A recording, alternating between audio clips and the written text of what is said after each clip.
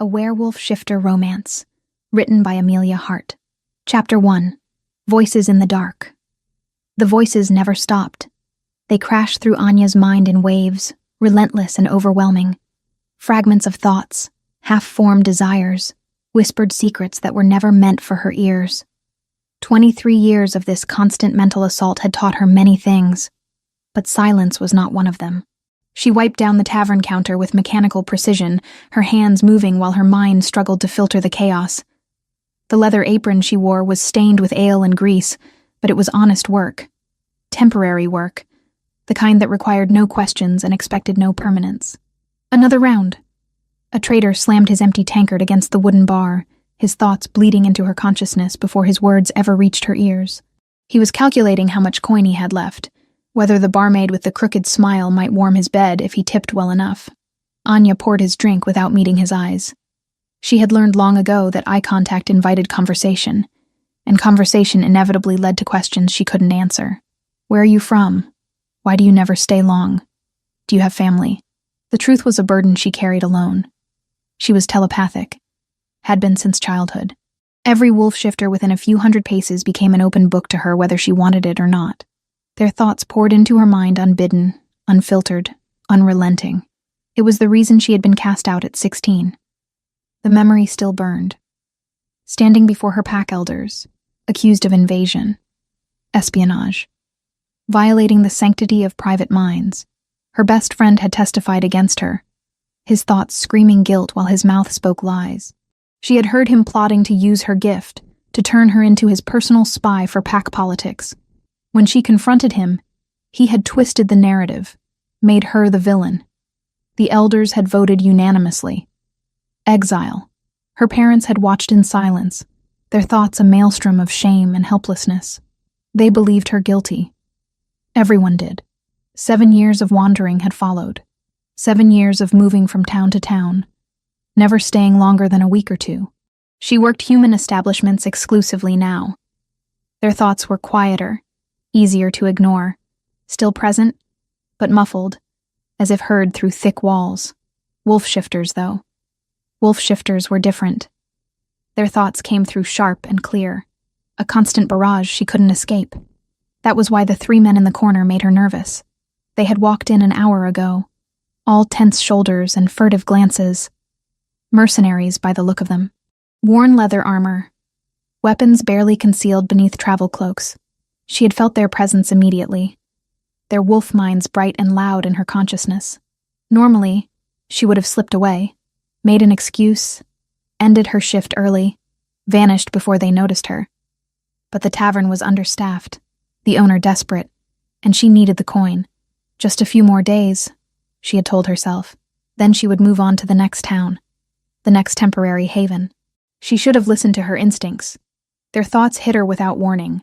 Sharp, focused, dangerous. The Duke rides through Thornwood tomorrow at dawn. We strike when he crosses the bridge. By dawn, messengers returned to confirm the ambush in Thornwood had failed.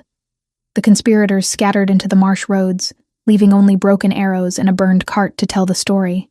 Anya's hands froze mid-pour, ale splashing over the rim of the tankard. Her heart hammered against her ribs as more thoughts flooded in. 3 guards, maybe 4. Shouldn't be difficult. Once he's dead, the northern territories fall into chaos. Perfect timing for our expansion. Still wish we had that telepath the rumors speak of. Would make controlling the other packs so much easier once we take over. Ice flooded her veins. They were planning an assassination. And they were looking for a telepath. She forced herself to finish pouring, to set the tankard down, to move naturally. Don't react. Don't show you heard. Don't give yourself away. But one of them was staring at her now. The scarred one with the gray streak in his dark hair. His eyes narrowed. His thoughts shifting, sharpening. Wait. Is she... Can't be. Too convenient. Look at her hands. They're shaking. Anya's pulse thundered in her ears. She grabbed a cloth, pretending to clean glasses, but her trembling fingers betrayed her. She heard us. The scarred one's thoughts turned predatory. She's the telepath. She has to be. Run. The thought crystallized with perfect clarity. Anya dropped the cloth and bolted for the kitchen door. Behind her, Chairs scraped against wood. Heavy boots pounded the floor. Shouts erupted, but she didn't look back. She burst through the kitchen into the alley beyond, her feet finding purchase on slick cobblestones. The forest lay at the edge of town, dark and dense. If she could reach it, she might lose them in the undergrowth. Their thoughts chased her. Excitement, hunger, the thrill of the hunt. Don't let her escape. We need her. Anya ran faster, her lungs burning, her mind screaming. The trees loomed ahead, salvation just beyond reach. She plunged into the darkness between ancient oaks, branches tearing at her clothes and skin. Behind her, wolves howled. They were shifting. Terror gave her speed she didn't know she possessed. She vaulted over fallen logs, splashed through a freezing stream, pushed deeper into the wilderness. Their thoughts grew more distant, but never disappeared entirely. They were tracking her scent now, coordinating their pursuit with pack tactics. She stumbled into a clearing and nearly sobbed with relief when she saw them. Royal guards. 6 of them, mounted on war horses, their armor bearing the crest of the Northern Crown. "Help!" Her voice came out ragged, desperate. "Please, there are rogues. They're hunting me." The captain's thoughts reached her first. Suspicion, calculation. Then recognition of the danger in her words. "Secure the perimeter," he ordered his men. To Anya, he said, "Who are you? Why are rogues pursuing you?" "They want to use me." She could barely catch her breath. "I overheard them planning to assassinate a duke. They realized I heard and now they're after me." The captain's expression hardened. His thoughts sharpened with military efficiency. "You're coming with us. King Theron will want to question you about what you heard." Anya's heart sank. Out of the fire and into the forge. But she had no choice. The alternative was being captured by the rogues, and their intentions were far worse. The guards surrounded her, forming a protective circle as they escorted her through the forest. She caught fragments of their thoughts. Duty.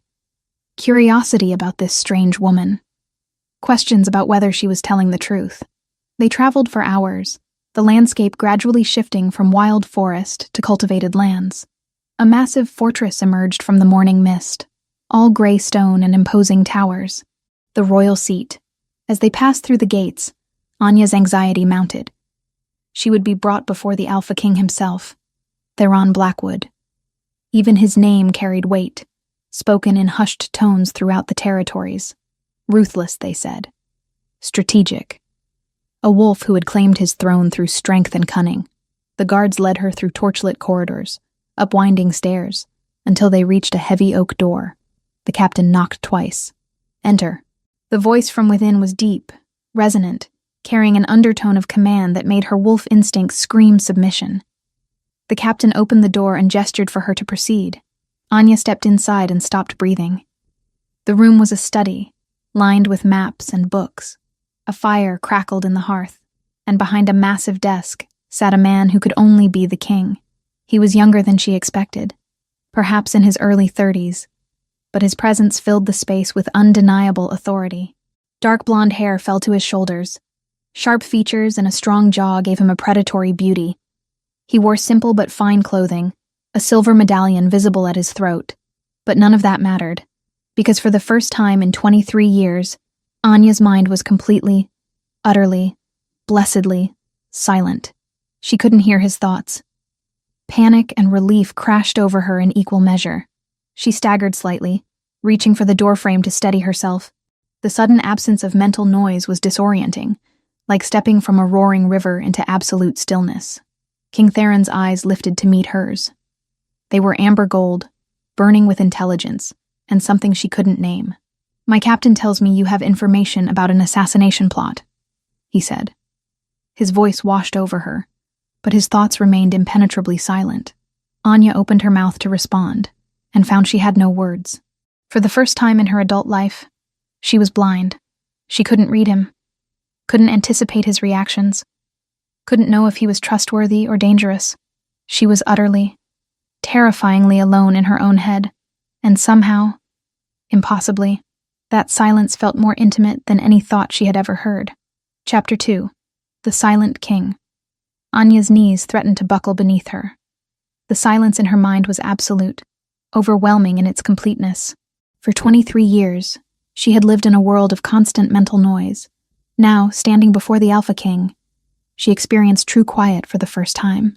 It terrified her almost as much as it intoxicated her. "Well?" King Theron's voice cut through her disorientation. He leaned back in his chair, golden eyes assessing her with predatory focus. "My captain informs me you overheard rogues planning an assassination. I'm waiting." Anya forced herself to breathe. Without access to his thoughts, she couldn't gauge his mood, couldn't anticipate his reactions. She was navigating blind, and the vulnerability made her skin crawl. "They were in the tavern where I worked," she managed, her voice steadier than she felt. "3 of them. They spoke of killing a duke tomorrow at dawn, when he crosses a bridge in Thornwood." Theron's expression remained unreadable. His fingers drummed once against the desk's surface. "And how exactly did you overhear this conversation?" "The guards found you running through the forest, not working in a tavern." She hesitated. This was always the moment where everything fell apart, the moment she had to admit what she was, and watch trust transform into fear or disgust. "They weren't speaking aloud," she said finally. "I heard their thoughts." The silence that followed stretched unbearably. Theron's face revealed nothing. No shock, no disbelief, just that same measuring stare that made her feel stripped bare despite being fully clothed. "You're telling me you're telepathic." His tone was flat, giving nothing away. "Yes. Prove it." He gestured toward the door. "Tell me what my captain is thinking. He's standing guard just outside." Anya closed her eyes, reaching for the familiar sensation of another mind. It came instantly, the captain's thoughts clear and focused. She spoke them aloud without opening her eyes. "He's wondering if I'm dangerous, whether you should have me restrained. He's thinking about his daughter, hoping to return home in time for her naming ceremony next week." When she opened her eyes, Theron was watching her with intensified interest. Something had shifted in his expression, though she couldn't read what. "That could be a lucky guess," he said. But his voice carried less certainty now. He stood, moving around the desk with fluid grace. "Tell me what the guard at the North Tower is thinking." "He's 3 floors above us." She reached further, her gift stretching to find the distant mind. It took more effort, but the thoughts came. "He's cold. Wishes his shift would end. He's thinking about a woman he met at the market, wondering if she'll meet him again." Theron's jaw tightened almost imperceptibly. He moved to the window, staring out at the courtyard below. When he spoke again, his voice carried a weight she hadn't heard before. "I've heard rumors. Whispers of an exiled telepath who wandered the territories years ago. A young woman cast out by her pack for invasion of privacy." He turned back to face her. "That's you, isn't it?" The memory of her exile stabbed through her chest. "Yes, and yet you're here now, conveniently appearing with information about an assassination plot." His eyes narrowed. "How do I know this isn't a trap? How do I know you're not working with the rogues, sent to distract me while they carry out their real plan? I'm not—" Silence. The word carried such command that her mouth snapped shut involuntarily. She felt it then. The weight of his alpha authority pressing down on her consciousness. It was different from reading thoughts, this compulsion. It bypassed her gift entirely, targeting something deeper, more primal. Her wolf stirred uneasily, recognizing dominance, wanting to submit. But her telepathic mind resisted, pushing back against the command in a way she'd never experienced before. The 2 forces crashed together inside her skull, creating a pressure that made her gasp. Theron's eyes widened fractionally. "Interesting? You're fighting it." "I don't—" She struggled to speak through the compulsion. "I don't want to fight, but I can't seem to stop." He released the command abruptly, and she staggered. His hand shot out, steadying her elbow before she could fall. The contact sent heat racing through her nerve endings, unexpected and unsettling. "Your telepathy acts as a defense mechanism," he observed, releasing her and stepping back. The loss of his touch felt strangely like abandonment. "That's rare. Most mental gifts enhance submission to alpha commands, not resist them." Anya rubbed her temples, trying to ease the lingering pressure. "I've never been near an alpha powerful enough to test it before." Something that might have been satisfaction flickered across his features. He returned to his desk, but remained standing. His hand moved unconsciously to the silver medallion at his throat, fingers brushing against it. She noticed it then. Truly noticed it. The medallion was old, ornate with patterns that seemed to shift in the firelight. He touched it often, she realized. A habitual gesture. Why can't I read you? The question escaped before she could stop it. His hand stilled on the medallion. What? Everyone else is an open book. Their thoughts pour into my head whether I want them or not. But you, she gestured helplessly. Nothing. Complete silence. I've never experienced that before. For the first time, genuine emotion crossed his face. Surprise, quickly masked by calculation. Perhaps I'm simply better at shielding than most, he said carefully. No one is that good at shielding. Not from me. She took a step closer, drawn by the mystery despite her better judgment. Please. What are you? I'm the king. His voice carried finality, shutting down further inquiry. But his fingers remained on that medallion, and she wondered. The tension between them shifted, became charged with something beyond suspicion. She became acutely aware of the space separating them, of the way his eyes tracked her movements, of how her pulse quickened under his scrutiny. He cleared his throat, breaking whatever spell had woven itself around them. The rogues who were hunting you. Did they want you for your telepathy? She nodded, grateful for the return to safer territory. I heard them thinking about needing a telepath. They plan to use me to control other pack leaders somehow, to expand their territory, which means they're not just planning one assassination. They're organizing a larger takeover. His expression hardened into something dangerous. This changes things. He moved to a map spread across the far wall, studying it with focused intensity. When he spoke again, his tone was decisive. I'll offer you protection from the rogues. In exchange, you'll remain at court and use your gift to identify traitors within my ranks. There are always those who would see me fall. With your abilities, we can root them out before they act. It was a trap, she knew. Accept, and she'd be trading one cage for another. Refuse, and she'd be vulnerable to the rogues who now knew what she could do. But the silence in her mind when she stood near him, that blessed quiet after 23 years of noise, was its own kind of addiction. Temporarily, she heard herself say. I'll stay temporarily, until the rogue threat is eliminated. His smile was slight but genuine. Agreed. Temporarily. He summoned the captain, giving orders to prepare chambers for their guest, to increase security, to send riders to Thornwood to intercept the assassination attempt. As the captain led her from the study, Anya glanced back. Theron stood at the window, silhouetted against the firelight, his hand once again resting on that mysterious silver medallion. And for the first time in her life, she actually wanted to hear someone's thoughts, if only to understand the enigma of the Silent King. Chapter 3. Shadows and Secrets. The chambers they assigned Anya were far grander than anything she had known in 7 years of wandering. Stone walls softened by tapestries depicting ancient forest hunts. A 4-poster bed with thick furs. A writing desk near a window overlooking the training yards. It was comfortable, even luxurious by her standards. It was also a cage. She understood that immediately. The guards posted outside her door were courteous but constant. The servant who brought her meals lingered, asking questions disguised as pleasantries. Even the room's location felt deliberate, tucked in the eastern wing where the king's own chambers resided just 2 corridors away, close enough to summon quickly, far enough to maintain propriety. The first morning, she sat at the writing desk and penned a brief letter to the tavern keeper. Simple words. An apology for leaving without notice. A thanks for the temporary work. She didn't mention where she had gone or why. No return address. When the servant collected the letter for posting, Anya felt the woman's thoughts press against her consciousness. Curiosity about the mysterious guest.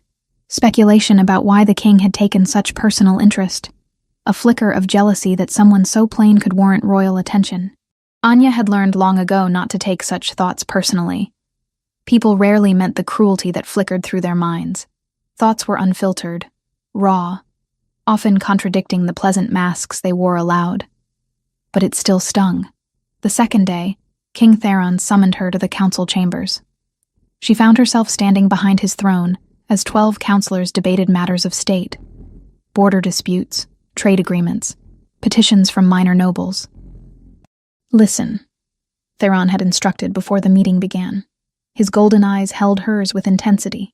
Tell me if anyone's thoughts revealed disloyalty. It should have felt like the exile all over again. Being used as a spy, her gift exploited for someone else's gain, but the silence of his mind made it bearable. When she stood near him, the constant mental noise dimmed to manageable levels. His presence acted as an anchor in the storm. She listened. Most thoughts were mundane. Boredom. Hunger. One counselor mentally composing a love letter to his mistress. Another calculating how to profit from the trade agreement being discussed. Then she caught it. A flash of something darker from the elderly counselor to Theron's left. Lord Castor. The master of coin. His surface thoughts discussed tax revenues. But underneath, hidden deeper, something else churned. Plans within plans. A meeting scheduled for tomorrow night. A vial of powder exchanged for a bag of gold. Anya's blood chilled as she pieced together the fragments. Poison. In the king's evening wine. Delivered by a servant who had been bribed. She couldn't speak up here, not without revealing how she knew. The moment the council adjourned, she caught Theron's sleeve before he could leave. "My lord, I need to speak with you privately. It's urgent." Something in her expression made him dismiss the lingering counselors immediately.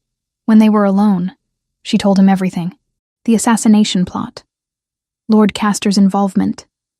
The timing. Theron's face remained impassive, but she felt the temperature in the room drop, not his thoughts, which remained frustratingly silent, but something else. His aura, perhaps, the weight of his alpha authority pressing outward in waves of barely contained rage. "You're certain. I heard it clearly. Tomorrow night. Your evening wine." He was silent for a long moment, staring at the council table as if seeing it for the first time. When he spoke, his voice was carefully controlled. "This stays between us. If Castor realizes we know, he'll alert his co-conspirators, and we'll lose the chance to root out the entire network." His eyes found hers. "Can you identify the servant who's been bribed?" "If I'm near them, yes. Their guilt will be loud. Then we have work to do." That night, Theron arranged for Anya to pass through the kitchens during dinner preparation. She moved among the staff, pretending to be lost, while her gift sorted through their thoughts. Most were innocent, exhausted, worried about keeping their positions. One young man's thoughts screamed with anxiety, fear of discovery, the weight of the gold hidden beneath his mattress. Desperate hope that this would be enough to pay for his sister's medicine. Anya's heart clenched. The servant was being used, manipulated by someone who knew exactly which pressure points to exploit. She returned to Theron with the information. He dealt with it swiftly and quietly. The servant was removed from duty, offered a healer for his sister in exchange for testimony against Castor. The poison was intercepted. The conspiracy unraveled thread by thread over the following days. And through it all, not once did Theron make the discovery public. He kept her role secret, protecting her from the attention that would inevitably follow. She didn't understand why until he told her. It was late evening, 5 days after her arrival. She had been restless, unable to sleep, and found herself wandering the castle gardens.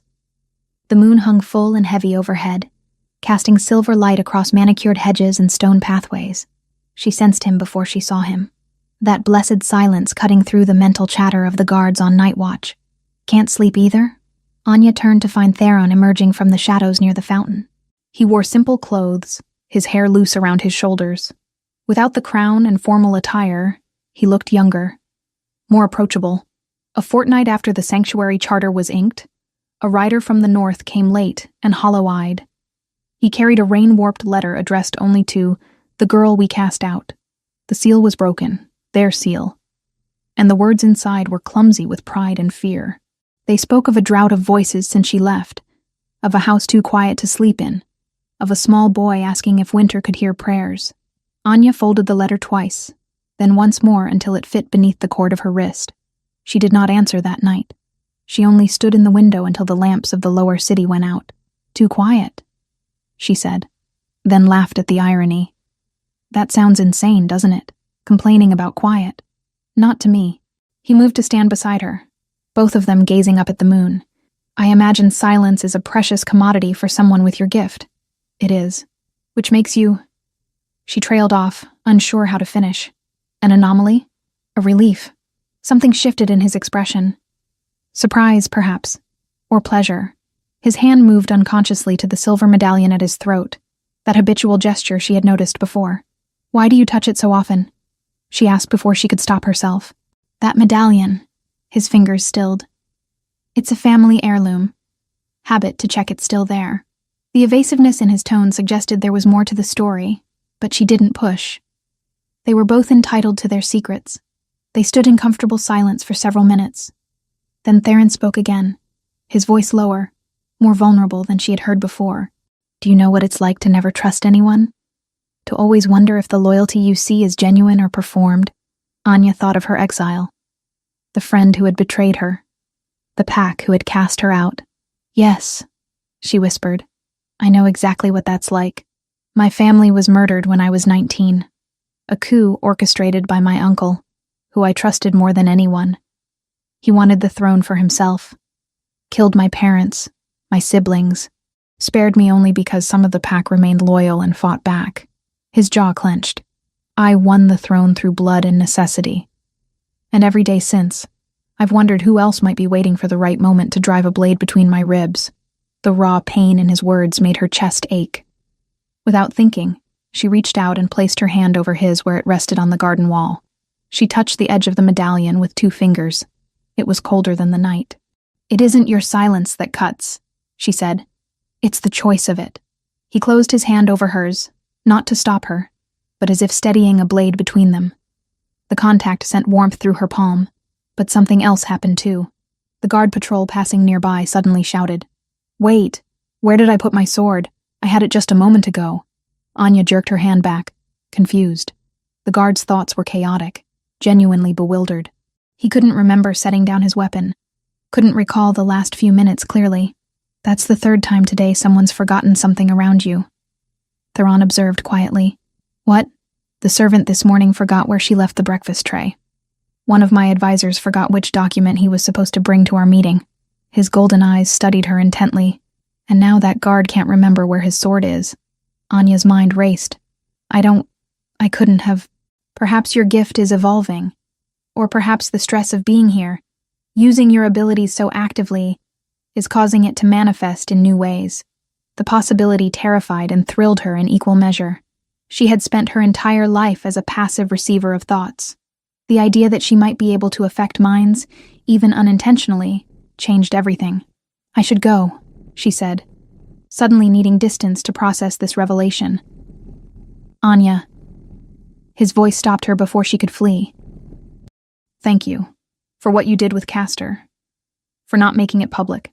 You could have used that information to gain favor with the court, to prove your value.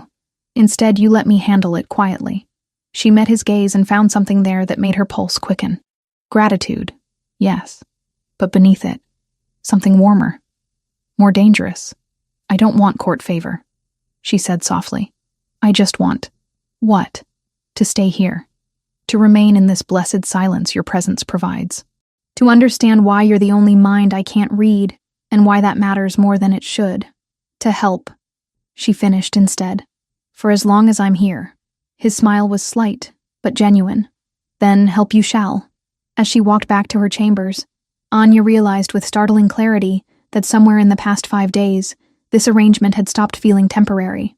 The castle was beginning to feel less like a cage, and more like something she hadn't had in 7 years. A home. Chapter 4. Dancing with Shadows. 2 months had passed since Anya first stepped into the castle's stone embrace. 2 months of learning its corridors, memorizing the mental signatures of its inhabitants, becoming something she never thought possible again. Comfortable. The autumn had deepened into early winter. Frost kissed the windows each morning, and the great hearths burned constantly against the cold. Anya had settled into a routine that felt dangerously permanent for someone who had spent 7 years never staying anywhere longer than a week. She worked alongside Theron daily now. Council meetings where she listened for treachery. Private audiences with nobles seeking favor, where she filtered truth from flattery. Training sessions with the guards, ensuring none harbored plots against their king. Her gift had become invaluable to the crown's security, but it was the moments between duties that had begun to unravel her carefully constructed defenses. Like now, in the castle's extensive library, where she had come seeking a specific treatise on ancient pack laws. She sensed him before she heard him, that blessed silence cutting through the background noise of distant servants' thoughts. Looking for something? Anya turned to find Theron leaning against a bookshelf, arms crossed, watching her with those amber gold eyes that seemed to see too much. He wore simple clothes today. No crown, no formal regalia. Just a man in the quiet of books. Research on exile protocols, she said, returning her attention to the shelf before he could see how his presence affected her. I thought perhaps understanding the legal framework might help me make sense of what happened to me. And has it?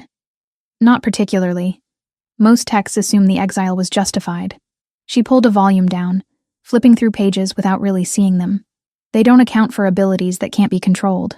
He moved closer, close enough that she could smell pine and something uniquely him, close enough that the silence in her mind deepened, became a physical relief. I could overturn your exile, he said quietly. As king, I have that authority. Restore you to your birth pack if you wished it. Her hands stilled on the book. The offer was generous, impossibly so, but the thought of returning to faces that had condemned her, to minds that would forever think her a threat, made her chest tight. I don't want to go back, she whispered. I want to stay here. The admission hung between them, heavy with implications neither of them seemed ready to address. Theron's hand came up, hesitated, then gently closed the book she held. Then stay. Their eyes met, and something electric passed between them. Anya's breath caught as his gaze dropped to her lips, lingered there. He leaned in fractionally, and every nerve in her body screamed for her to close the distance. A servant's approaching footsteps shattered the moment. They sprang apart, Anya clutching the book to her chest, Theron turning to study a completely different shelf with sudden intense interest. It had been like this for weeks. Touches that lasted a heartbeat too long. Glances that communicated what words dared not.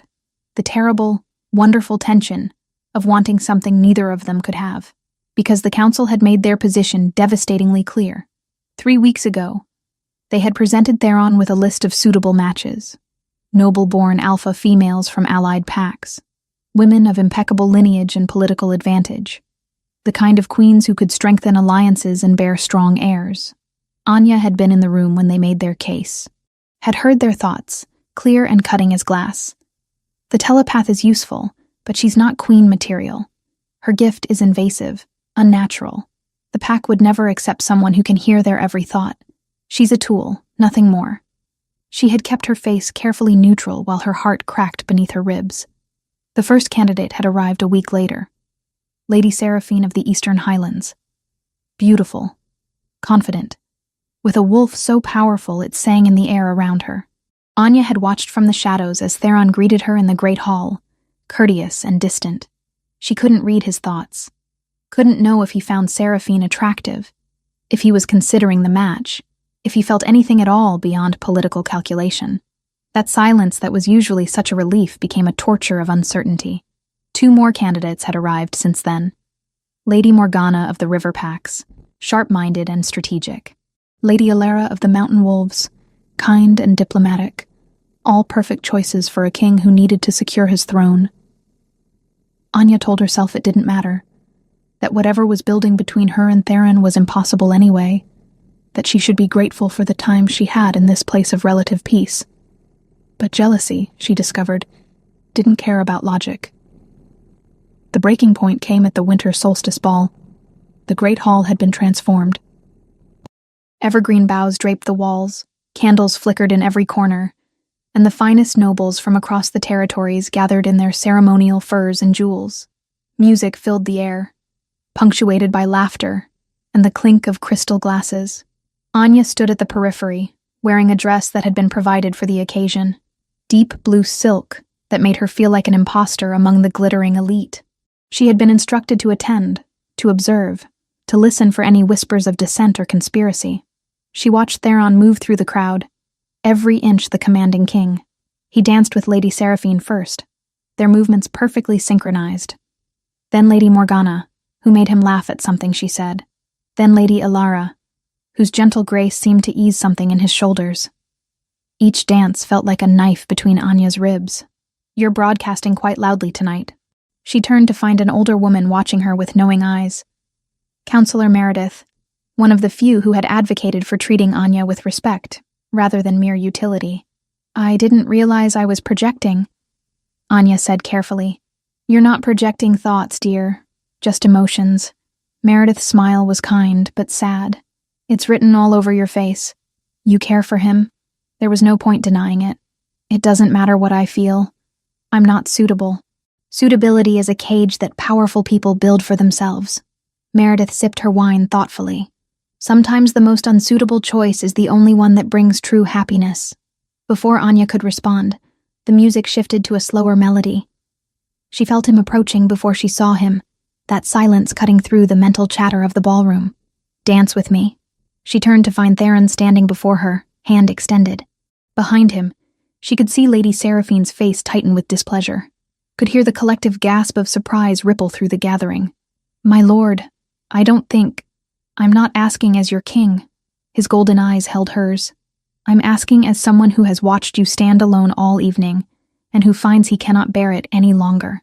Her hand found his before her mind could form objections.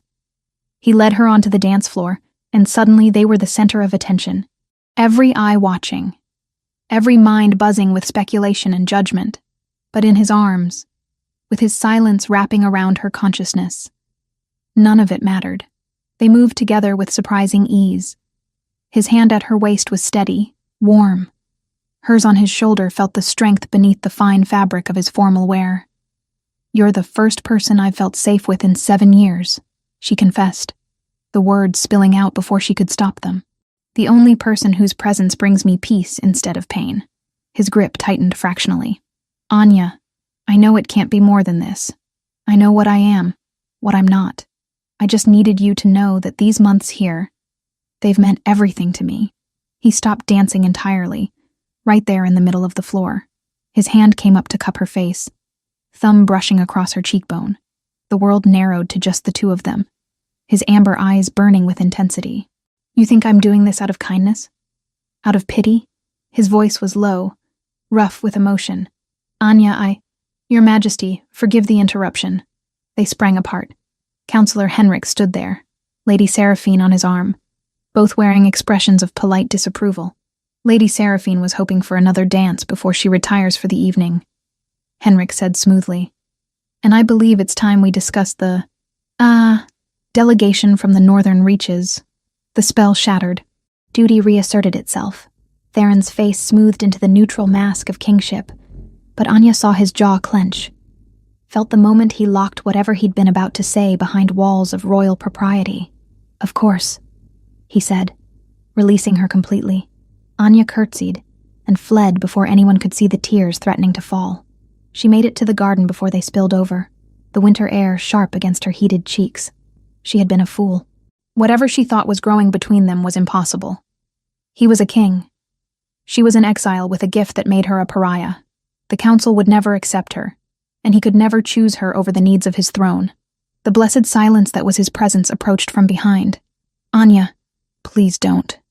She whispered, please just let me be angry at fate, at circumstance, at everything that makes this impossible. What if I told you, he said softly, that I don't care what the council thinks is suitable? What if I told you that for 2 months, I've been finding excuses to be near you, that your presence has become as necessary to me as breathing, that I'm terrified of what it means, but more terrified of letting you go? She turned slowly. He stood in the moonlight, looking raw and vulnerable in a way she'd never seen.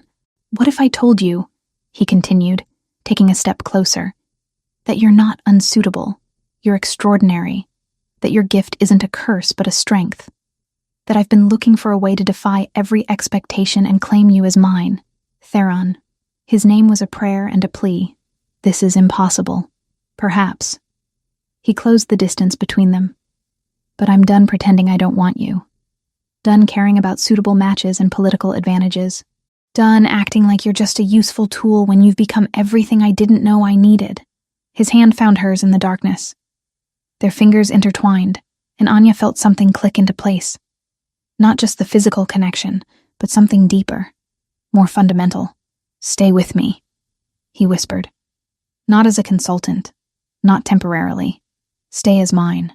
And standing there in the winter garden, with the sound of music drifting from the hall, and the weight of impossible circumstances pressing down on them both, Anya realized that sometimes the most unsuitable choice was the only one worth making. "Yes," she breathed. His smile was fierce and possessive and completely honest. And for the first time in her life, Anya understood what it meant to be truly wanted, not despite what she was, but because of it. Chapter 5. Betrayal's Edge. The weeks following the winter solstice ball existed in a strange liminal space. Anya and Theron had acknowledged what lay between them, but the practicalities remained unsolved. The council's disapproval hung over them constantly. Lady Seraphine and the other candidates remained at court, their presence a persistent reminder of expectations Theron was expected to fulfill. They stole moments where they could. Early morning walks in the garden before the castle woke. Late evening conversations in the library when duty released them both. His hand finding hers beneath council tables when no one watched. Each touch, each stolen glance, felt precious and precarious. Anya told herself it was enough. That these fragments of connection were more than she had ever hoped to have, but doubt gnawed at her constantly, fed by the one thing she couldn't overcome. She still couldn't read his thoughts. That silence, which had once been such a relief, had become a source of agonizing uncertainty. When he looked at her with those amber gold eyes, she couldn't know if he truly meant the words he spoke. When he touched her, she couldn't sense whether desire was genuine or performance. The gift that had plagued her entire life now failed her at the moment she needed it most desperately. It made her vulnerable in ways she hadn't experienced since her exile. The revelation came during a routine council session 3 weeks after the ball. Anya stood in her usual position behind Theron's throne, listening to the mental chatter of advisors debating trade routes and tax policies. Her attention had wandered, exhaustion making it harder to filter the constant noise. Then she caught it. A stray thought from Lady Cordelia, the king's elderly advisor on historical matters. The woman's mind had drifted from the current discussion to memories of Theron's coronation 8 years prior. Such a young king, so burdened by his uncle's betrayal. At least the medallion has served him well all these years, protected him from those telepathic spies trying to infiltrate his mind. He's worn it constantly since his father gave it to him at age 15. Smart man, understanding the threat mind readers posed to the crown. The words struck Anya with the force of a physical blow. She swayed, catching the edge of the throne to steady herself. The room seemed to tilt, sound becoming muffled and distant. The medallion. That silver medallion he touched so often, that he claimed was just a family heirloom. It wasn't decorative. It was a shield, a deliberate barrier against telepathy, which meant the silence she had experienced from the very beginning, that blessed quiet she had cherished, had been artificial, manufactured, a lie. Her breathing grew shallow. Memories cascaded through her mind with brutal clarity. His surprise when she admitted her gift hadn't been surprise at all. He had already known. That's why he had tested her immediately, asking her to read the captain's thoughts, the guard's thoughts, not to confirm her ability, but to assess its strength, the careful way he had positioned her role at court, the protection he had offered, the kindness he had shown. All of it could have been calculation, strategy, using her gift while ensuring she could never use it against him. "Anya?" Theron's voice cut through her spiral. He had turned in his throne, concern written across his features. "Are you unwell?" She couldn't answer. Couldn't form words past the tightness in her throat.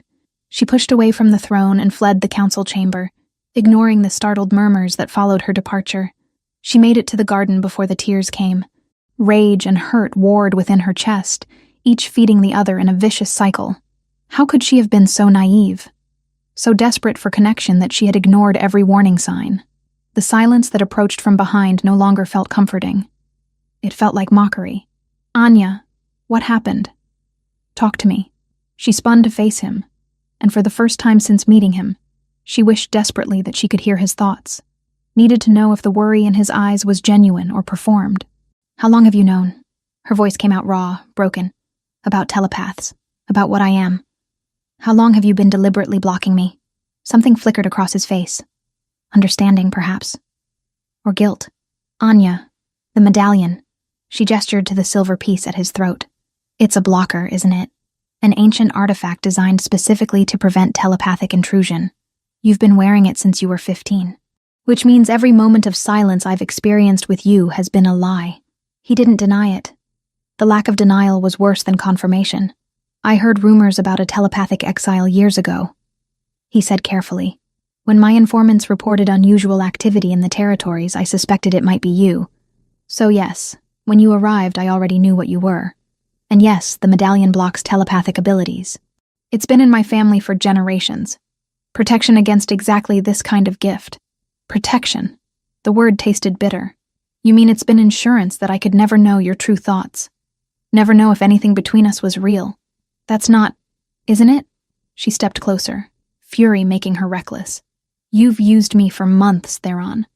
Used my gift to root out your enemies, to secure your throne, all while ensuring I could never turn that gift on you. And when I started to care, when I started to feel something, you let me believe it was mutual, that the silence between us was special somehow. It is special." His voice hardened with frustration. "Anya, I admit it started as strategy. I won't lie about that. But everything that's grown between us, everything I've felt, that's real. I fell in love with you despite my better judgment, despite every political reason not to. How convenient that you expect me to believe that when you've made it impossible for me to verify." She laughed, but it came out more like a sob. "Do you understand what you've done? My entire life, I've been surrounded by liars. People who smiled while their thoughts screamed hatred. You were supposed to be different. The one person whose silence felt like honesty, but it was just another form of deception. Remove the medallion, then." He reached for the clasp. "Read my mind. See the truth for yourself." "No," she stepped back, "because even if you remove it now, how do I know what I'm reading is genuine? You've had months to prepare, months to construct whatever thoughts you want me to find. I'll never know if what I hear is truth or performance." The devastation that crossed his face looked real, but she had learned long ago that expressions could be faked. Only thoughts revealed truth, and his thoughts remained forever beyond her reach. "What do you want from me?" he asked quietly. "Tell me how to prove it to you." "I don't know if you can." The words hung between them, heavy with finality.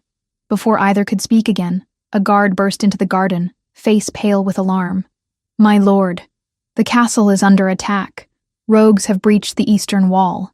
They're demanding we surrender the telepath." Anya's blood turned to ice. She had been so consumed by her confrontation with Theron that she hadn't been listening to the broader mental landscape of the castle. Now, reaching out, she felt them. Dozens of hostile wolf minds converging on the palace, and at their center, thoughts that made her stomach clench with dread. No wonder the air tasted wrong. Beneath the garden's winter scents, she caught a faint, bitter smoke. Mind mist, wolfsbane ash burned to blur the edges of thought. The perimeter felt empty until the haze thinned, and the mind snapped into focus all at once. Where is she? The telepath must be captured alive. Once we have her, we'll bind her power to our own. With her gift amplifying our commands, we'll control every pack in the northern territories. The throne will be ours. Take control of the Alpha King's mind if possible. If not, kill him. Either way, the telepath becomes our weapon. She stumbled, the weight of their intentions crushing her. These weren't the same rogues from the tavern. This was an organized assault, carefully planned, with her as the primary target. "We need to get you somewhere safe," Theron said, already moving to shield her body with his. "The inner chambers have reinforced doors. They're not here for treasure or territory." Her voice shook. "They're here for me. They want to use my telepathy to dominate other packs, to control minds on a massive scale." His expression hardened into something dangerous. "Then they won't get you." He started issuing orders, but Anya was barely listening. She was tracking the invasion through the network of minds throughout the castle. Guards falling to superior numbers. Servants hiding in terror. The rogues moving with coordinated efficiency, clearly familiar with the castle's layout. They had a traitor inside. Someone had been feeding them information, and they were heading straight for the garden. "Theron, they know we're here." Someone told them. The attack came from 3 directions at once. Rogues in both wolf and human form crashed through garden entrances, weapons drawn, eyes locked on their target. Theron shifted instantly, his massive wolf form placing itself between Anya and the attackers. At first light, they sealed the gates and questioned the night watch. Anya let the noise of the barracks fall away and pressed her sight through the threshold of guilt. Thin, metallic, unmistakable. It clung to Castor's squire like soot. Under the weight of Theron's stare, the boy broke. A purse of foreign silver, a token etched with a wolf's skull, and the guard rotations copied in a crude hand. Castor denied it, then faltered when Anya recited the shape of the lie sitting in his mouth. By noon, the king had him stripped of rank and sent in irons to the lower keep. She heard their thoughts even as they attacked. Strategies, contingencies, the order to capture her alive at any cost, but to kill anyone who interfered. Including the king. The battle was brutal and swift. Theron fought with savage grace, taking down 2 rogues before the others adjusted tactics. But there were too many. One came at him from the side while he was engaged with another, blade flashing silver in the moonlight. Poison. The blade was poisoned. Anya knew it from the assassin's thoughts. Knew the wound would be mortal if it landed. "Behind you!" she screamed. Theron twisted, but not fast enough. The blade caught his shoulder, silver burning through fur and flesh. He stumbled, and that moment of weakness was all his enemies needed. They swarmed him. Anya tried to run to him, tried to help, but rough hands grabbed her from behind. She struggled, but the rogue was too strong, already dragging her backward toward the garden's edge. The last thing she saw before they pulled her into the forest was Theron's wolf form crumpling to the ground, blood spreading across pale stone. And the last thing she heard, clear as crystal in her mind, was the lead rogue's victorious thought. The king is down. The telepath is ours.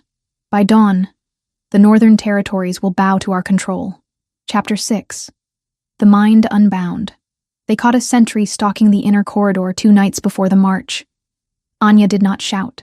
She reached instead, careful as a hand to a skittish horse, and pressed until the man's anger flattened into silence. Her nose stung. A warm thread tickled her lip.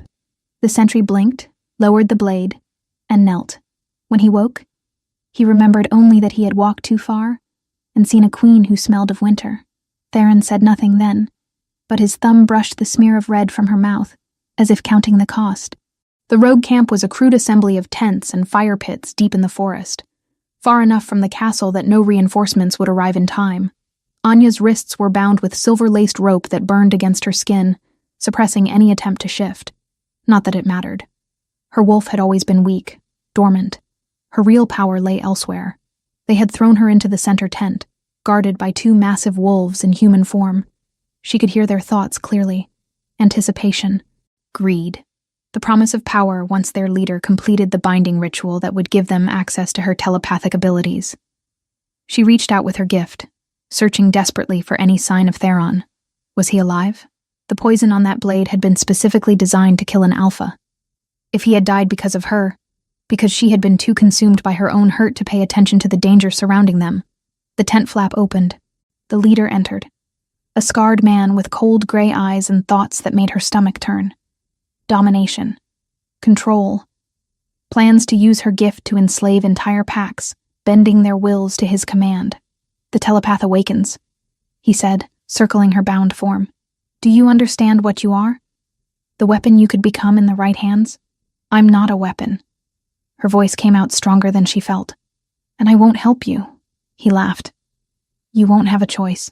The binding ritual will give me access to your power.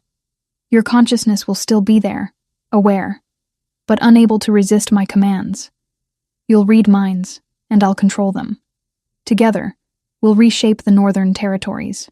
He produced a ceremonial blade, silver etched with ancient runes. Anya recognized the symbols from her research in Theron's library. Blood magic. The darkest kind, forbidden for centuries. "At midnight, when the moon reaches its apex, I'll bind you to me." He traced the blade along her cheek, not quite cutting. "Until then, sit here and contemplate your new purpose." He left her alone with her thoughts and the guards outside. Anya closed her eyes, fighting panic, and reached out again with her gift. Searching, hoping, and then she felt it. That blessed silence cutting through the mental chatter of the camp, moving closer, injured, weakened, but alive. Theron. Hope and fear crashed through her in equal measure. He was alive, but coming here in his condition was suicide. The camp held at least 20 rogues, all well-armed and coordinated. He couldn't possibly. The attack came without warning. One moment the camp was settling into evening routines. The next, wolves burst from the tree line on all sides. Royal guards, dozens of them, engaging the rogues in brutal close combat. Anya heard the chaos in thoughts and sounds. Screams, snarls, the clash of weapons and flesh. Her guards rushed from the tent to join the battle, leaving her momentarily alone. The tent flap opened again. Theron stumbled inside, half-shifted, covered in blood both fresh and dried. His left arm hung useless at his side, the poison clearly still working through his system. But his golden eyes blazed with determination as they found hers. Anya. Her name came out rough, pained. He collapsed to his knees beside her, fumbling at the silver ropes with his good hand. "You shouldn't be here," she whispered, even as relief flooded through her. "The poison will kill me whether I'm here or not." He finally freed her wrists, and she threw her arms around him before thinking better of it. He groaned, but held her tight with his good arm. "I had to come. Had to make sure you were safe. I'm so sorry." The words tumbled out in a rush. What I said, the accusations, were justified. He pulled back enough to meet her eyes. His hand moved to the silver medallion at his throat, fingers trembling. "Anya, I need you to understand something before it's too late. Don't talk like that. The healers can—" "Listen." The command in his voice made her fall silent. "I've worn this medallion for 13 years. Protection against telepathy, yes. But also, isolation. Do you know what it's like to never be able to fully trust anyone? To always wonder if loyalty is genuine or performed? I thought the medallion kept me safe. Instead, it kept me alone." His fingers found the clasp. "Until you, who I couldn't read but who never tried to manipulate me. You, whose presence brought me peace I didn't know I was missing. You, who looked at me and saw a man instead of a king. Theron, I've been a coward, Anya, hiding behind this piece of silver because I was terrified of being vulnerable. But if I'm going to die tonight, I want to die knowing you saw the truth." He removed the medallion. The effect was instantaneous and overwhelming. His thoughts crashed into her consciousness like a tsunami. 13 years of carefully guarded emotions flooding her mind all at once. She saw his childhood, the massacre of his family, the years of paranoia and loneliness that followed. Every person who had tried to use him, to control him, to take what wasn't theirs. The walls he had built to survive. And then, she saw herself through his eyes. The moment she had walked into his study 3 months ago, disoriented and afraid, and he had felt that silence lift for the first time. His fascination growing into something deeper as he watched her work, her compassion for others, her strength, despite believing herself weak. The terror he had felt watching her at that ball, knowing he was falling in love with someone he shouldn't want, couldn't have, but needed more than his next breath. The devastation when she had confronted him about the medallion. Not anger at being discovered, but grief that she thought he had been using her. The desperate desire to prove his feelings were real, and now, dying from poison, meant for a king. His last thoughts weren't of his throne or his legacy. They were of her, keeping her safe, making sure she understood that what they had was real, even if it ended tonight. "I love you," his mind whispered, even as his body began to fail. "I love you, and I'm sorry I made you doubt it." Anya's tears fell freely. She could feel his consciousness starting to fragment, the poison reaching his brain.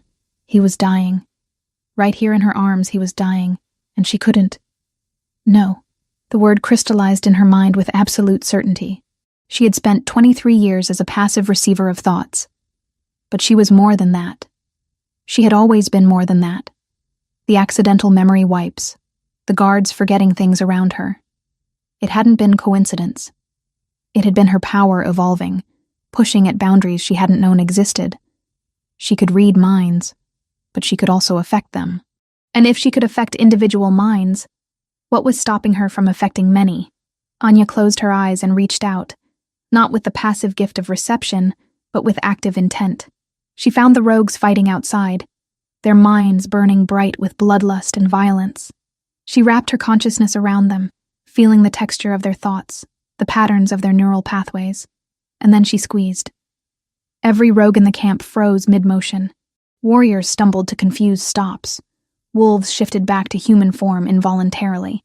The mental pressure she exerted was enormous, holding 20 minds simultaneously in thrall. "Stop," she commanded, and her voice echoed in their heads as well as aloud. "Drop your weapons. Kneel."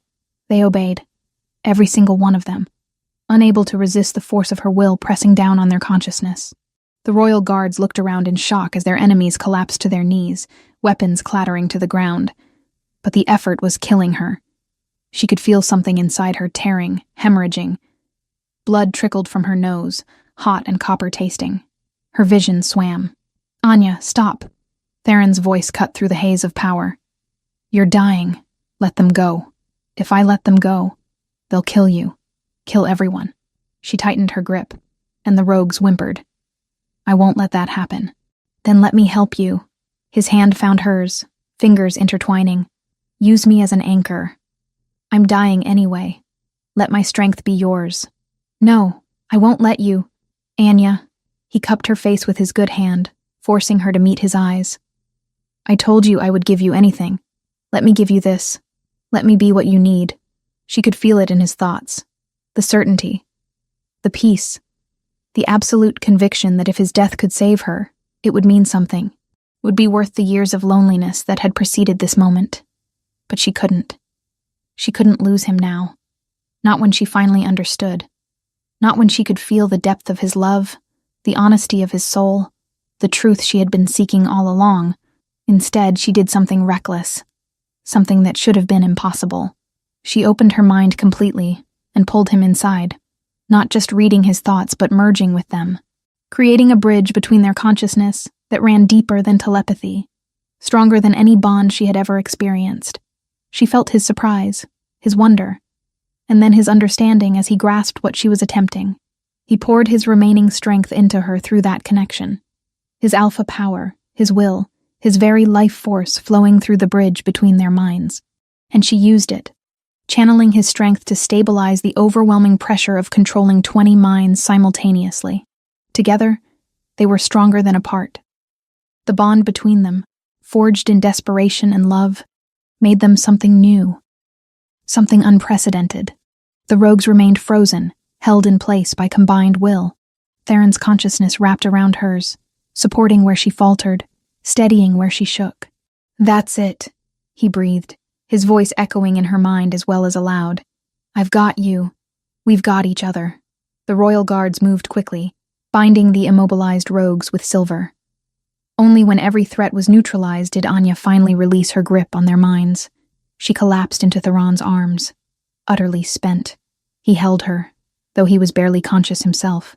The poison still ravaged his system, but the mental connection they had forged seemed to be slowing its progress. "Healers," she gasped to the nearest guard. "Get healers, now." "We're here, my lady." Hands pulled them gently apart, working quickly to treat Theron's wounds. Someone pressed something to her face, wiping away the blood from her nose and lips. But even as they were separated physically, she could still feel him in her mind. That connection they had created in desperation remained. A permanent bridge between their consciousness. She could sense his thoughts, his emotions, as clearly as her own, and he could sense hers. "Is this," he started to ask, wonder coloring his mental voice. "Permanent," she confirmed, knowing without asking what he meant. "I can feel you. Always. Good." The word carried relief, satisfaction, and joy. No more silence, no more walls. Just us. As consciousness began to slip away from exhaustion, Anya's last thought was gratitude. For the bond that made isolation impossible. For the love that had been proven in the most absolute way possible. For finally, being able to hear the one mind that mattered most. Chapter 7. The Queen's Claim. Recovery took 3 days.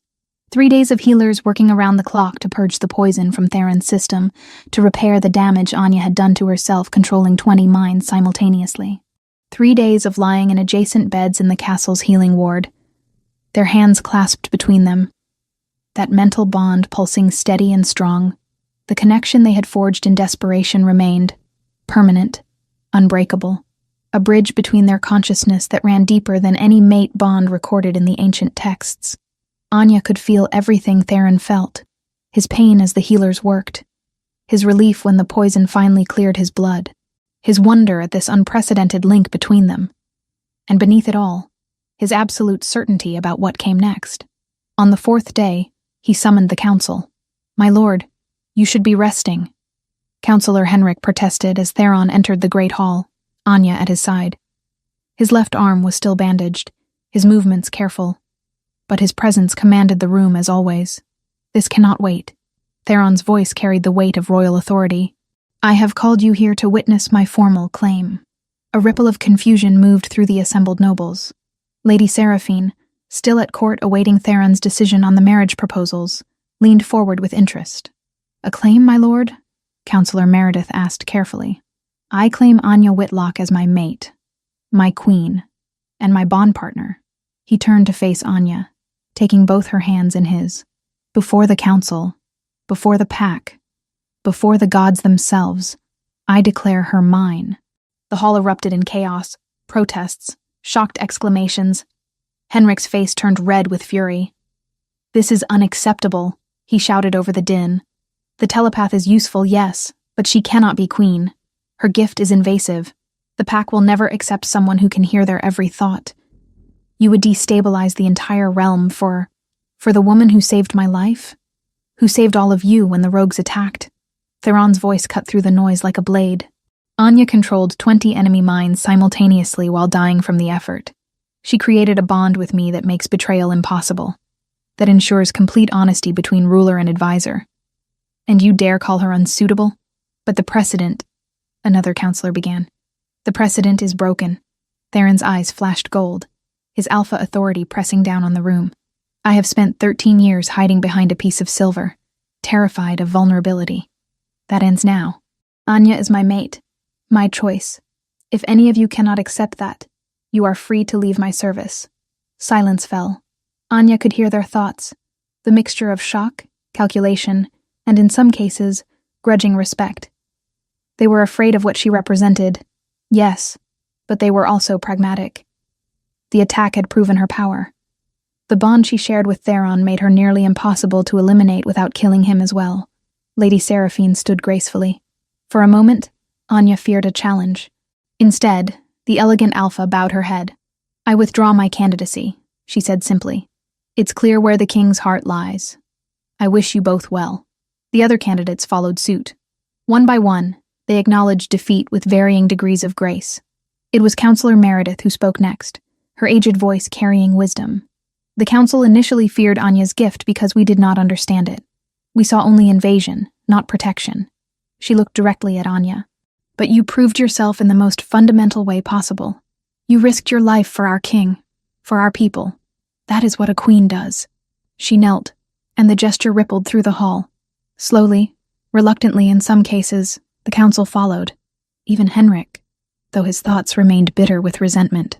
"We accept your claim, my lord," Meredith said, "and we welcome our new queen."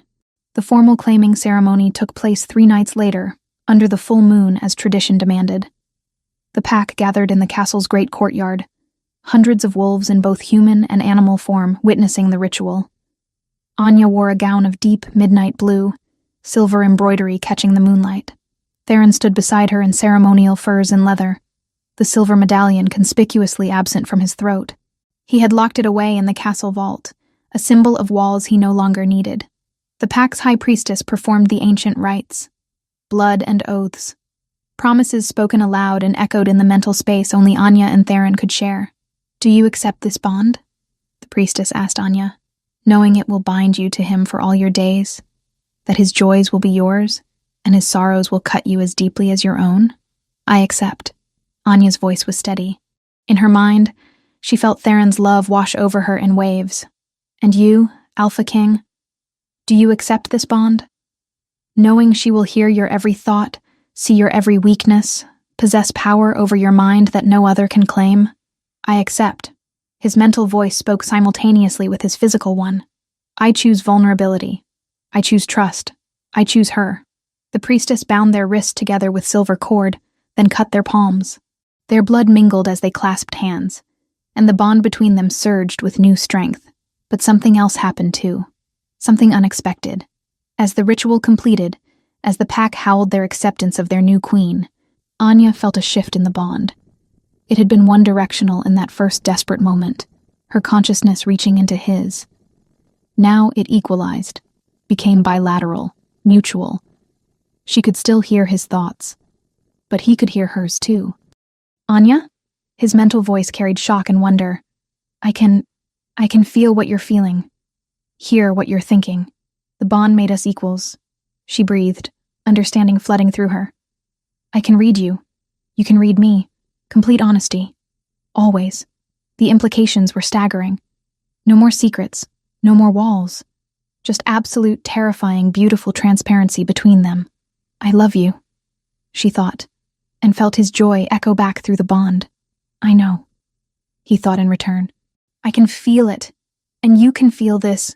His love poured through the connection. So intense it brought tears to her eyes. The weeks that followed brought more revelations about the bond's nature. Anya discovered she could finally control her telepathy with other wolves, could choose when to listen, when to block out the mental noise that had plagued her for 23 years. But with Theron, the connection remained always open. They could communicate across any distance, their thoughts finding each other no matter how far apart they were physically. It should have been invasive, suffocating.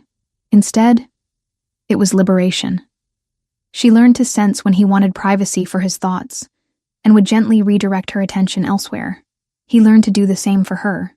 They developed a rhythm, a dance of consciousness that felt natural despite being unprecedented. The council, initially resistant, began to see the advantages.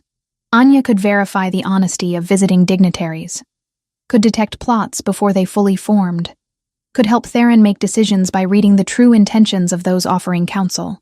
Her gift, once seen as curse, became the crown's greatest strategic asset. More importantly, she created a sanctuary within the castle, a place where wolves with abilities they couldn't control, gifts that made them outcasts, could learn to harness their power safely. She taught them what she had learned, gave them the understanding she had desperately needed as a child. 2 months after the claiming ceremony, the council voted unanimously to crown her queen. Not just Theron's mate, but ruler in her own right. The telepathic queen, they called her. The one who heard all and judged fairly. On the day of her coronation, as the crown settled on her head and the pack roared their approval, Anya reached across the bond to Theron. I never thought I would belong anywhere, she thought to him. His mental voice wrapped around hers, warm and certain. You belong here. With me. With our pack. With the family we'll build together. And for the first time in her life, surrounded by minds she could finally control, bonded to a man whose thoughts were as familiar as her own, Anya understood what home truly meant. It wasn't a place. It wasn't silence from the voices. It was being known, completely and honestly, and loved not despite it, but because of it. Chapter 8. Voices of Home. 6 months had passed since Anya's coronation, and the castle had transformed in ways both visible and subtle. The eastern wing now housed what the courtiers had begun calling the sanctuary, a series of rooms dedicated to wolves whose gifts made them outcasts elsewhere. Anya walked through the sanctuary's main hall, her hand resting absently on the slight swell of her abdomen. The morning sickness had finally passed, leaving her with an appetite that made the kitchen staff joke about preparing double portions for their queen. The twins were growing strong, their presence a constant whisper in the back of her consciousness. You're broadcasting contentment quite loudly this morning. Theron's voice echoed in her mind, warm with amusement. He was 3 floors above in a council meeting, but the distance meant nothing to their bond. Can you blame me? She thought back, watching a young wolf practice controlling his empathic abilities under the guidance of one of her instructors. Everything we've built here, it's working. They're learning, growing. No one has to feel alone anymore. She felt his pride wash through the bond, followed quickly by concern. You should be resting. The healers said I'm perfectly healthy and should continue my normal activities, she interrupted, unable to suppress her smile. Stop hovering. I can feel your anxiety from up there. I'm not anxious. I'm cautiously concerned. Even mentally, his tone was defensive. You're terrified you'll be a terrible father, and are overcompensating by trying to wrap me in cotton wool. A pause. Then grudging admission. Your telepathy has made lying to you remarkably difficult. That was always the point, my love. Their mental conversation was interrupted by a timid knock on the sanctuary door. A girl stood there, perhaps 14, her eyes red from crying. Her thoughts were a chaotic storm of fear and shame. Your Majesty, she whispered, I was told you might help me. I can't stop hearing them. All of them. Every thought, every cruel word they think about me. I can't make it stop. Anya's heart clenched with recognition. She had been this girl once. Terrified, overwhelmed, convinced she was cursed. Come sit with me, she said gently, guiding the girl to a cushioned bench near the window. Sunlight streamed through the glass, warming the space. What's your name? Lyra. I'm from the Western Pax. My family, they sent me away. Said I was dangerous. You're not dangerous, Lyra. You're just untrained. Anya took the girl's trembling hands. I know exactly what you're experiencing. Every thought pressing in, no way to shut them out, feeling like you're drowning in other people's minds. Lyra's eyes widened. You understand? I lived with uncontrolled telepathy for 23 years, until I learned what I'm about to teach you. Over the next hour, Anya worked with Lyra, showing her the mental techniques she had developed. How to visualize shields, how to create mental filters that let through only what she chose to hear, how to establish boundaries between her consciousness and others. It's like closing doors in my mind. Lyra breathed, wonder replacing fear in her expression. I can actually choose which ones to open. Exactly. And with practice, it becomes second nature. Some days will be harder than others, especially when you're tired or emotional, but you'll never be completely helpless again. Anya squeezed her hands. You're welcome to stay here as long as you need. Learn. Practice. No one will judge you or fear you within these walls. Thank you, Lyra whispered, tears streaming down her cheeks. Thank you for understanding. After Lyra left to settle into her assigned room, Anya remained by the window, watching the courtyard below. 3 other students were practicing meditation techniques, learning to quiet the mental noise. A young man with precognitive abilities worked with an instructor on controlling when he accessed his visions. An empath practiced shielding herself from the emotional overflow of crowds. 7 students so far. 7 wolves who would have been cast out, feared, isolated. Now they had a home, a purpose, a future. Anya felt Theron's consciousness brush against hers again, his mental voice thick with emotion. That was beautiful to witness. You gave her what no one gave you. Hope. We gave her what no one gave us, Anya corrected. This sanctuary exists because we both know what it means to be isolated, to be feared for something we can't control. She felt his agreement, followed by a surge of mischief that made her instantly wary. Before she could ask what he was planning, his thought boomed through their bond, loud and deliberate enough to make her gasp. I love my queen. She is brilliant and beautiful, and I cannot wait to get her alone tonight.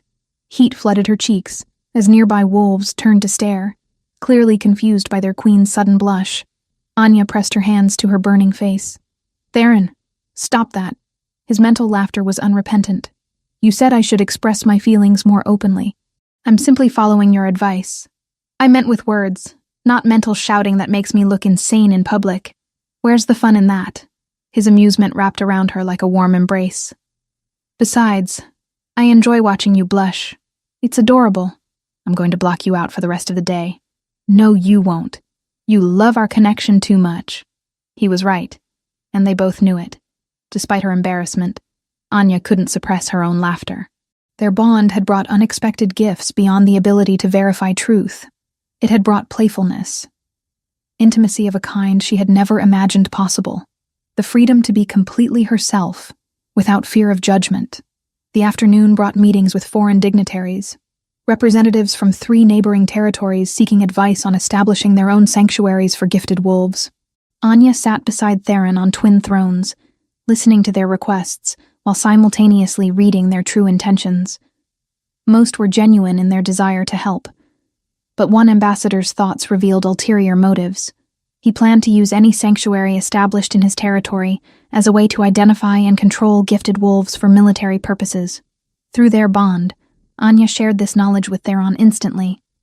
His expression remained neutral, but she felt his anger spike. "We appreciate your interest, Ambassador Kolvar," Theron said smoothly. "However, the sanctuaries we establish must be independent of political control. They exist to protect and educate, not to serve as recruitment centers." The ambassador's face tightened. "I assure you, Your Majesty, we have only the welfare of these individuals in mind. Your thoughts say otherwise," Anya said quietly. Every head in the room turned to her. "You see gifted wolves as weapons to be deployed. That is precisely the mindset we're working to change." Stunned silence followed. The other ambassadors exchanged nervous glances, suddenly aware that their queen could hear more than just spoken words. How dare you accuse me based on—" Kolvar sputtered. "Based on what I know to be true." Anya's voice remained gentle but firm. "I understand the temptation to weaponize abilities you don't fully understand. But these are people, not tools. If you truly wish to establish a sanctuary, you must commit to their autonomy and protection above all else."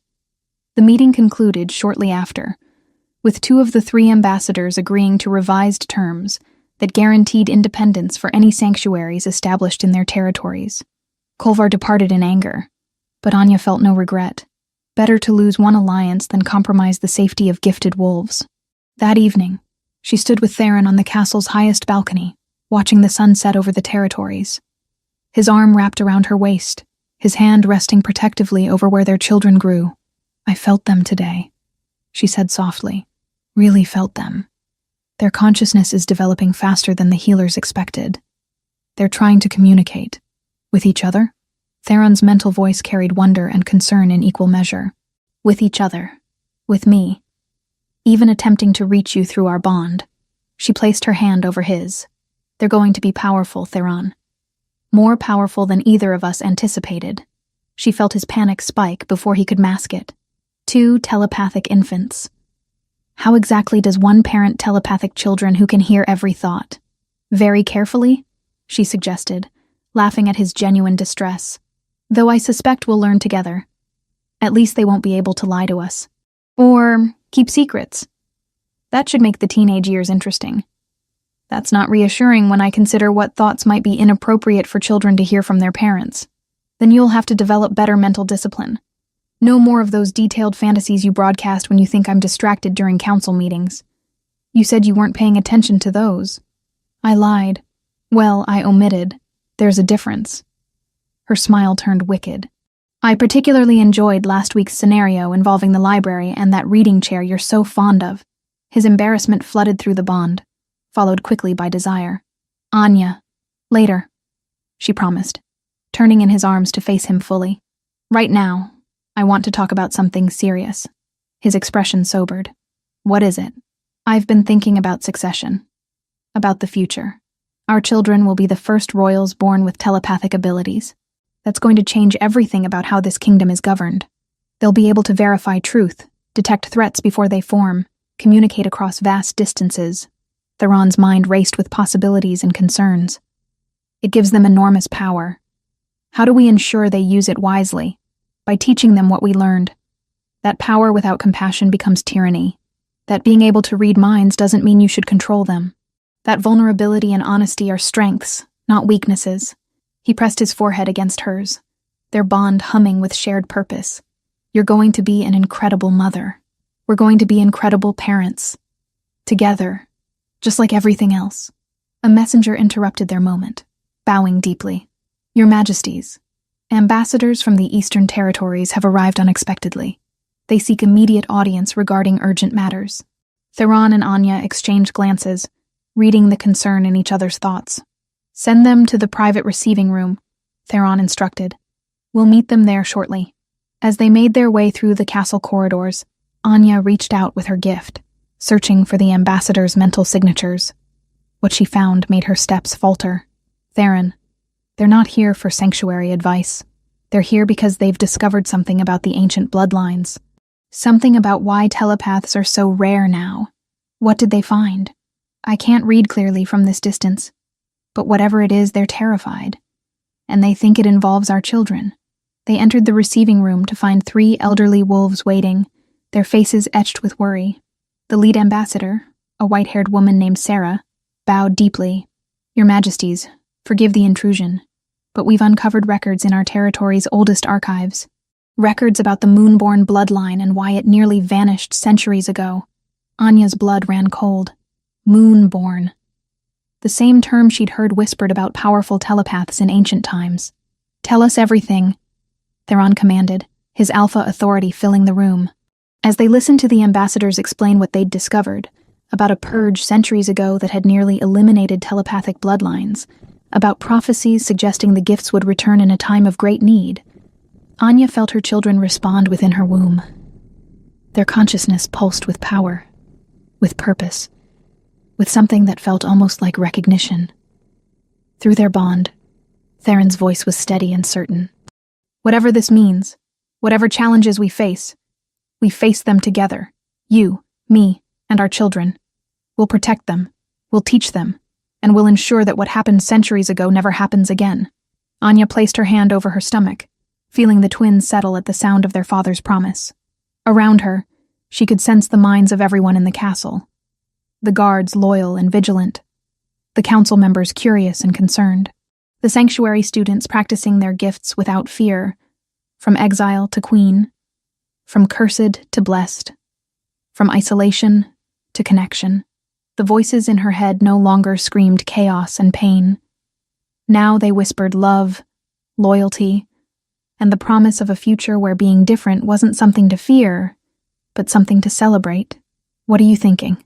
Theron asked aloud, though he could feel her contentment through their bond. "That I spent 23 years trying to find silence," she said, meeting his golden eyes. "But what I needed all along was to find the right voices to fill it." As twilight deepened into night and stars emerged overhead, Anya Whitlock, the telepathic queen, stood surrounded by the minds she loved most, and knew, with absolute certainty, that she had finally found where she belonged. Not in silence, but in the beautiful, chaotic, honest noise of home.